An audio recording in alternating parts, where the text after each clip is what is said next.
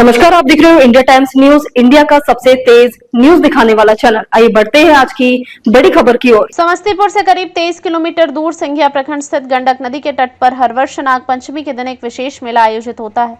इस मेले की खास बात यह है कि श्रद्धालु यहां सांपों को गले में डालकर और सिर पर रखकर पूरे गांव में जुलूस के रूप में घूमते हैं।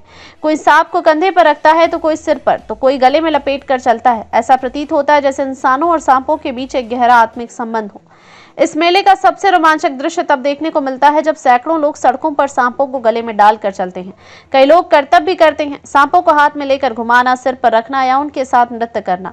हैरानी की बात यह है कि इतने वर्षों से इस आयोजन में कभी भी किसी व्यक्ति को सांप ने नहीं काटा। यही कारण है कि श्रद्धालु इसे चमत्कारिक मानते हैं और हर साल इस मेले में भाग लेते हैं। इस मेले की एक खास बात यह भी है कि इसमें सिर्फ बड़े ही नहीं, बच्चे और बुजुर्ग भी हिस्सा लेते हैं। कई छोटे बच्चे अपने माता पिता के साथ गले में सांप लपेटे हुए दिखाई देते हैं। बुजुर्ग भी वर्षों पुरानी इस परंपरा को निभाने में पीछे नहीं रहते।